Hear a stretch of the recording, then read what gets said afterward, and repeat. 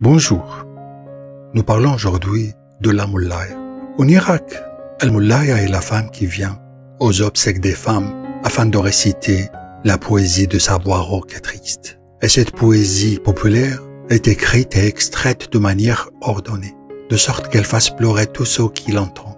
Elle recueille des informations sur les défunts, sur sa manière de s'habiller, de parler, de ses habitudes, de son caractère, tout en tissant une belle image poétique commémorative. Elle le récite dans un beau poème folklorique, affectant, qui fait pleurer les participantes avec sa voix rauque et ses belles paroles, ce qui crée une tempête de pleurs collectifs. Al-Moulaya continue à réciter jusqu'à ce qu'elle affecte les présentes. Ce poème parle d'une manière très touchante pour affecter les participantes sur le disparu. Et les participantes répètent après elle ces chants de deuil. Et les pleurs montent, et la maison se transforme en enceinte de deuil et de tristesse. Al-Moulaya dirige cette séance de pleurs avec sa voix triste, qui casse le cœur et fait fondre l'âme avec sa poésie populaire irakienne. Chantée sur la perte et la mort, de sorte que les femmes en pleurs répètent après elle souvent la dernière rime du poème. Le hall où la pièce se transforme en un écho mêlé de gémissements et de pleurs. Quand elle passe, nous l'appelons Omolbechi, la mère des pleurs. Omolbechi est arrivée, Omolbechi est parti, étant responsable des pleurs. Dans mon enfance, j'aimais entendre ce monde. Je trouve que ces mots ne sont pas sans capacité poétique. Elle offre de belles images, en mouvement, car à travers son expérience, elle est devenue capable de ces mots, magnifiques et touchants.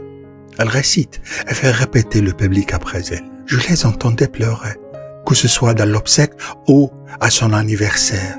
Quand elle arrive, elle porte son sac rempli de cahiers et de livres liés à l'occasion et de poèmes émouvants. Les pleurs collectives en Irak existent depuis l'Antiquité. Nous les trouvons dans les tablettes d'argile des civilisations sumériennes, achédiennes et babyloniennes. Quand le dieu de Musi, de l'abondance de la Mésopotamie antique, est descendu prisonnier dans le bas monde, Ishtar, la déesse de l'amour et de la beauté, a pleuré comme un moyen de le libérer de la captivité. En Irak, pleurer a des rituels, des poèmes et des images poétiques.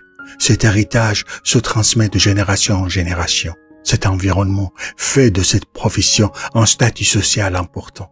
Il y a des moulayas qui commencent à travailler dès leur plus jeune âge, lorsque leur talent pour faire de la poésie, de la récitation et de l'influence sociale émerge. Elles pourraient être jeunes et continuer dans ce métier jusqu'à la vieillesse, tout en gardant ce statut social important. La tristesse des femmes irakiennes est profonde et s'exprime dans le deuil par les hymnes, la poésie et le talent de Moulaya, chargé de diriger cette séance de deuil. Bien sûr, nous n'oublions pas que lorsque la mère en Irak veut endormir son enfant, elle récite un vieil hymne qui remonte aux temps anciens. De l'lol, yel waled ibni de l'lol, adou akalil ou sakn chol. Ce qui veut dire, de l'lol, ô mon fils, de l'lol, ton ennemi est malade et habitant au désert. L'hymne de sommeil de l'enfant parle d'un ennemi et de sentiment de sécurité après que l'ennemi s'est éloigné au cœur du désert.